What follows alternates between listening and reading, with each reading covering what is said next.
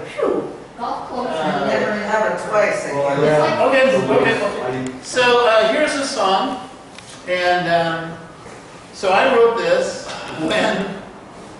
Okay. So Do we need to group some chairs together differently for you, Eric? Oh, no, we're fine. Hillary Clinton had asked me. So I spent 6 hours with Hillary Clinton in a very small group, like less than 10 people, for 6 hours. When was this, Dean?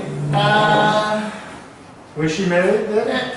Yeah, no, it was like two when she was at the State Department. Got it. Yeah, and so about stoves. She was, I don't know if you know that Hillary Clinton was the head of the Global Alliance for Clean Cook Stoves. So she was really I mean, we knew her well, and we loved her. She was a really, really smart woman, really loved. If you asked anyone who worked with her, they would say, in that tense a situation, but really, we all thought she was amazing. And there was me and 4 other people, we wrote a $100 million white paper when she won the election that would go to how do poor women not breathe smoke so that 4 million of them a year don't die. And so, you know, every year 4 million people die from breathing wood smoke in their kitchens from cooking. And so, you know, it's so much worse than COVID. It's anyway. So then, when she wasn't elected, that was a huge hit to everybody in my scene. So I wrote this song. Hey, you bet. Can I buy a truck? Can I buy a computer for my dog? Yeah, da da da da da. Hey, you bet. Can I live like Jesus? Could I outwit the swinging mob? Yeah, ba da ba dee ba ba dee ba ba ba. Trump the bitch. I think she's smarter than me. It's a new millennial presidency. Yeah, da da da da. Circle tightens. We get frightened. Living in a corner, painting our toes. Yeah, da da da da da. Circle tightens. We get frightened. Sitting in a corner, painting our toes. And then it's up to the ankles. Hey, you bet. Can I buy a statue? Can I buy a zebra for my lawn? Yeah, da da da da da. Hey, you bet. Can I talk so smooth? Maybe then they would come and cut me down. Trump the bitch! I think she's smarter than me.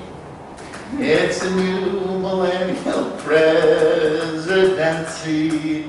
Yeah, da da da da da. Circle tightens.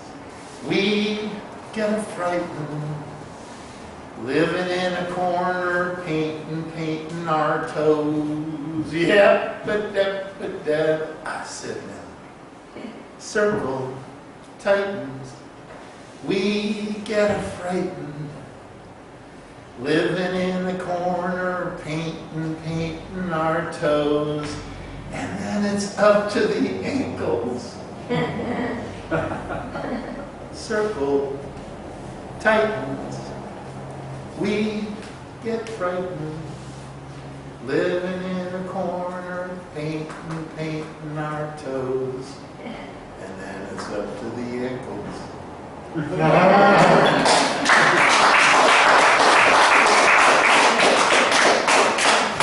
job. Thank you, Dean. Yeah, thank you. You know, you sort of set the pace, Peace out. right? Peace out.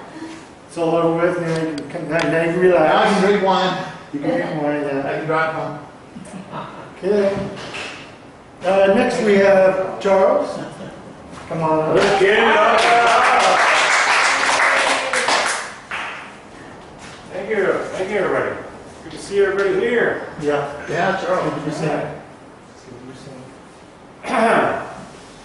Unadorned, no microphone to hide behind. Yeah. Vocally naked. All right, first thing I'm going to do something that's so retro cool. I want to make sure you get a look at this. You got my old, Lenny's familiar with this model, the Canon PowerShot A580. Oh, All right, I'm going to read a poem off of this. Yeah. All right, none of this stuff. Is there a phone on there? I can remember. Oh, I should have pulled this up first. There it is. Oh, wait. I have that down there. Just a sec. Is this Charles? I apologize. Charles? Oh. There's a charge. What charge are Here we go. Storage.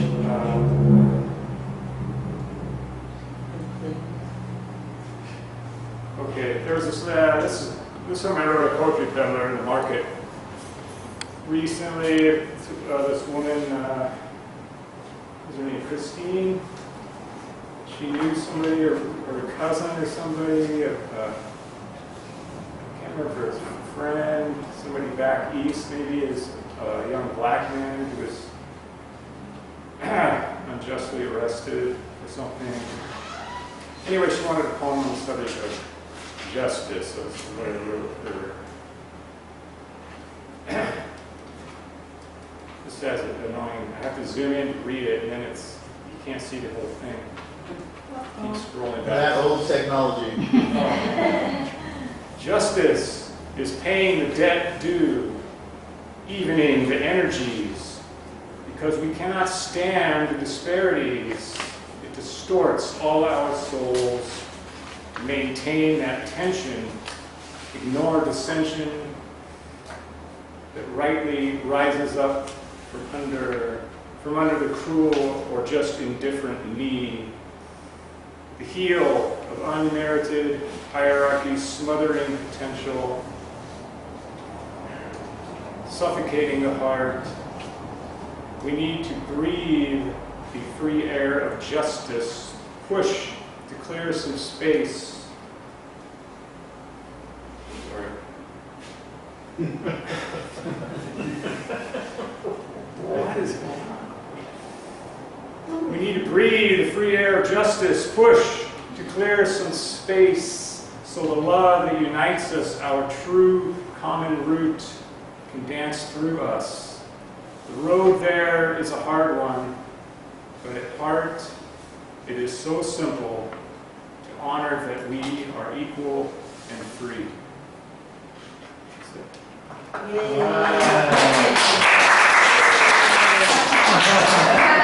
I'm getting a soda. Look at me! Look at me! Well, look over there, look at me! A cool retro flip phone, and they just said it's with 5G coming, it's going to be obsolete. We have to get something new. Yeah, but it'll shoot lasers and probably burn your eyeballs. Right? Those Chinese people are going to burn your eyeballs. All right. This is another poetry peddler poem. Recently, a couple that was selling things at Red Club that came out. And we're talking about. They mentioned how they found out that under Dorina Lake it used to be a town, and then it was No. whatever abandoned and then flooded. Are they still For there? real? Yeah, it is. Are they still there under the It was lake? destroyed when they made the dams. Are they still there under the lake? The people? The people, yeah. Oh. Like creatures of the Black Lagoon kind of? Yeah, real. Yeah, they But them homes and the Yeah. churches on it. They have a ghost. They're They like say. Seriously. So, they requested a poem called Under Dorina. They've been out on the lake thinking about this. The surface ripples, sparkles, and I reflect how my little boat tends to swallow me up as I go, oblivious of depth and sky, rowing routine. But the lake is an exquisite and murky beast, and down where the light rarely reaches, ancient and ancestral voices whisper on slow sway of grass, and now wilded, proper and fenced folk bubble up to my boat and beckon me to swim.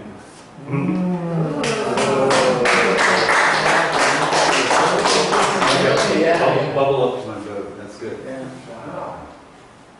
And, well, it's another poetry feller. Get around to writing anything else for this. This woman, we've never seen her before. I have a feeling maybe we'll see her again. But it was earlier this year, and so I'm going to break the rule of reading it without reading it first to the customer.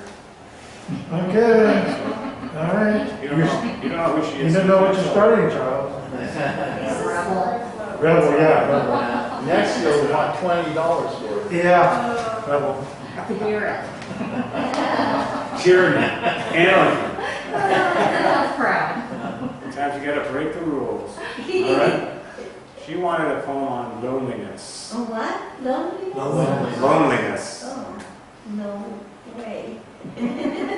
Loneliness feels like my heart sends out a pleading radar, a pulse and blood, and nothing comes back.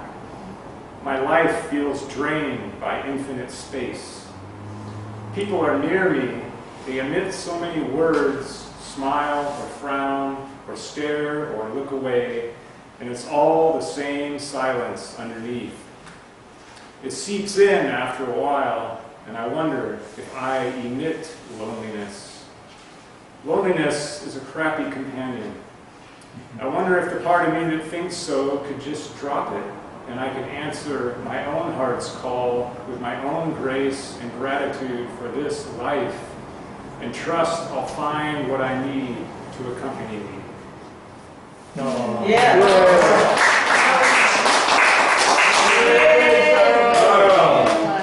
Thank you, Charles. That was definitely excellent. See, it's not too bad when you break a rule, you know? No. Fun. All right. So we have 8 people signed up. Nice. So What a night. what a night, huh? Woo, yay. So without any further ado, GLORIA.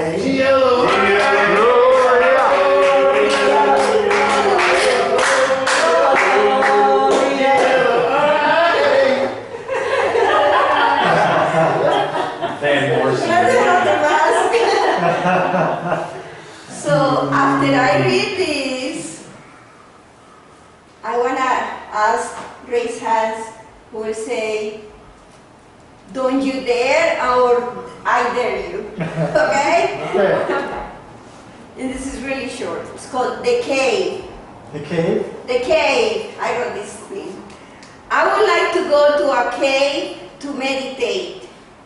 Will I be afraid if I find myself at night in the dark alone? Will I be brave? What if a bear finds me in the cave? Would she care to share her cave? Would she give me a mama bear hug and think I was one of her cubs? So, how many want to say dare to go to a cave? Should I go to a cave? Yeah. Oh, No. I wanted you to say no. You Oh, didn't. don't go. Anyway, in psychology, the cave is like the shadows and all of that. They have a lot of Okay. So, and it kind of connects a little with loneliness, you know. Okay, this is based on a true story. But before I go, how many of you know the myth is very archaic word? It's called vespertine. Vespertine is the time after sunset. Oh, Oh, Vespers. Yeah. Vesper. Yeah, but you actually can find vespertine. Okay. The mouse in the house. Right at twilight, this keeps falling, sorry. Right at twilight, Timmy the cat brought a mouse into the house. He wished it was a rat because the mouse was timid. Oh, what a silly you are, Timmy. You brought a mouse into the house? You're a brat, Timmy replied. No, I am not a rat. I am a cat. No, Timmy, a brat, not a rat. And yes, you brought a mouse into the house. What a cute, precious gift. Within the blink of an eye, the mouse was gone. Where could it be? Days and nights went by and there was not a sign of the mouse. We were at a brink, even Timmy. The mouse, Timmy, was very wise. She didn't make a clank nor a click as she decided to hide. She was quiet as a mouse. At vespertine, what an amusing surprise to find Kimmy's secret home right under the kitchen sink. Here she is. Oh well, at least her crepuscular droppings and oh, what is that? Right in the corner were Timmy's keyboards, but still no sign of Kimmy. Where is the thief? Said Timmy. Go find her, Timmy. Where is Kimmy? Kimmy the mouse decided to explore the house. At the crack of dawn, she was discovered. She made a shimmy dance up and down our legs. Help, Timmy! Get Kimmy! Get her out of the house. Oh no, she is yours, said Timmy. It's a gift. I don't want it. Thanks, but no thanks. Hurry, get a broom and a dustpan. Squeak, squeak. Sorry, mouse. Don't cry, Kimmy. No harm. You'll be set free. Open the door. Run across the field. Hoot, hoot. Oh, Howard, please don't let the mouse come back into the house.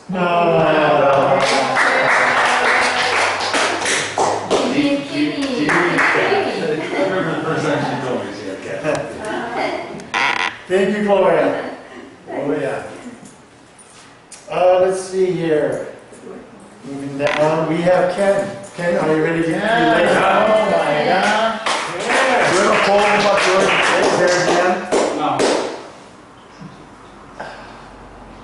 No, I gave up. Astonish us. You're starting to look like a pig. I'll go clear over here because I'm leaving my mask down. Okay. All right. Okay, there we go. I got a tape measure. Fans on them. Last month when Poetry Night resumed, that Tuesday, of course I wore shorts, but I wore my winter jacket. It was like 54 degrees and raining. Yeah, that's right. So I found that remarkable in a month, and Yeah. nice and cool in here though. Beautiful building, Yeah. always has been. So. Yeah. I have a few extraneous, rambling, incoherent remarks before I have two pieces to read. Yesterday was my birthday. All right. I turned 66, All right. and Get your kicks. because I haven't time, I once sat down in the last few years and calculated, including leap years, exactly how many days I've been alive. And this morning made 24,108. But were you alive in one of those days? This is debatable. But I recall at Poetry Night over 3 years ago mentioning the same figure, which I'm glad nobody can remember, like the milestone of 23,000. So it's been that long. So I found plenty to be grateful and thankful for at 66. Amen. No problem. Anyway, on my 15th birthday in 1969, man landed on the moon. Wow. The whole country and the world was watching. I know I was. I'm sure everyone can remember where they were that day. I think it happened at night, our time in the United States. I can't remember. But it gave me a reason to remember Neil Armstrong's words when he climbed out, because he knew he was going to be accountable to say something dramatic, if not. And I think he probably rehearsed or had something, but maybe he didn't have it. But of course he said, that's one small step for man, one giant leap for mankind. And I'm thinking, we could sure use a giant leap for mankind right about now. I mean, come on. Yeah. Certainly there's a leadership vacuum at the top of the federal government, but there are leaders everywhere. Private sector, states, governors, people. Dean's a leader with what he's doing with Stokes. Kenny's a leader in Saturday Market. We're all leaders of some kind, and smart, reasonable people are not waiting for ding dong with the orange hair to lead this country because he simply can't. So this morning, after pickleball this morning, I was at Rally Coffee, and I've made friends with the last couple of years. An elderly couple, they're 87 and 85. They're a little younger than what my parents would be now if they were alive. They are the cutest couple in Cottage Grove. John and Carl, they're from Crestwell. They come to Cottage Grove to shop once a week, hit all of the stores. Nice. And I've gotten to be really good friends with them. I make them laugh. But John is 87, he was born in 32, and he remembers World War II clearly as an 8 or 9-year-old boy. Which meant, and I pressed him further on this, he remembers Franklin Delano Roosevelt. Fireside chats, we have nothing to fear, we fear ourselves itself. And I think it cries out for leadership, but it comes down onto our shoulders to be a leader, even in our own life, with our own families and our own loved ones, if that's what it comes to, because it feels like something dark around going on. But so moving on with the COVID and the moon landing. COVID sounds like a NASA spacecraft, you know, like a Pioneer or a Galaxy, something. It's an odd name for a disease, because there's a beautiful book by Gabriel Garcia Marquez, who wrote 100 Years of Solitude and other great things, called, and I love this title, Love in the Time of Cholera. Yeah. Now, cholera is a scary sounding thing, and it's fatal, highly contagious, waterborne disease, I believe. It got me thinking, especially as a kid, and the things we've dealt with our whole lives, about scary sounding diseases rather than COVID-19, which sounds like it could be a computer program or something. But I mean, there's smallpox, leprosy, Ebola, bubonic plague, rabies, and some more sinister ones that we were very fearful of, like herpes and syphilis. I mean, these things just sound evil, and they are, but COVID-19 kind of making it nice, but it's not. And we're finding that out the hard way. Anyway, following up with my occasional theme of reading song lyrics as poetry, I got one here that I've always liked, and I think most of us can remember this song, but some people would be surprised at who wrote it and who performed it. We all know Kenny Rogers as the gambler and a country singer and a cool guy, easygoing. But before he turned a little more country, he had a band called Kenny Rogers and the First Edition, which had their share of electric psychedelic music. They really did. And this is one of those songs. I woke up this morning with the sundown shining in. I found my mind in a brown paper bag within. I tripped on a cloud and fell at 8 miles high. I tore my mind on a jagged sky. I just dropped in to see what condition my condition was in. Wow. I pushed my soul in a deep dark hole, and then I followed it in. I watched myself crawling out as I was crawling in. You want to sing? We can do it. I got up so tight I couldn't unwind. I saw so much, I broke my mind. I just dropped in to see what condition my condition was in. And then there's some chorus in there. Yeah, you know. Whoa, yeah. Someone painted April Fool in big black letters on a dead-end sign. I had my foot on the gas as I left the road and I blew out my mind. 8 miles out of Memphis and I got no spare. 8 miles straight up downtown somewhere. I just dropped in to see what condition my condition was in. And with that theme, you think about since March that most of us have been home a lot more than we ever used to. And it's given people of a certain caliber a chance to reflect emotionally, mentally, inside of yourself about who we are, who's next door, how we interact with people that's been changed. I mean, no longer are we hugging anyone or shaking hands. As one, we can't even see each other smile very often. So I wrote this poem just the other day, and for tonight, I informally titled it the pronoun poem because there's a lot of chopped up stuff with question marks, but I liked it. Who are they? Are we them? If we are us, then who is them?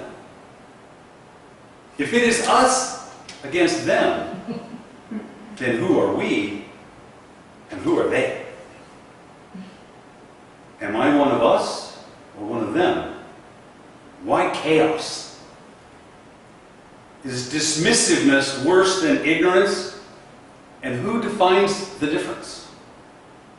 Have complacency and compliance become worse than apathy? Perhaps common will has vanished, replaced by silly squabbling of who is less right or more wrong. If you are not with me, must you be against me? How did disagreement lead to hate? Why is it us or them and not us and them? If you and me are us, are we then they to them? In any battle, every struggle, plural, prevails over singular. No war is won by an army of one. Shouldn't we all be us? Virtue and decency are under siege. An empire is sadly in decline, once gleaming with hope and possibility, reduced to shoddy selfishness. An amorphous spirit, a mystic aura, might ask, where's your darkness? Do we know who we are? Do we know why? If all things human are systemic, how did doubt and fear fuel a pandemic? Many thanks for regard.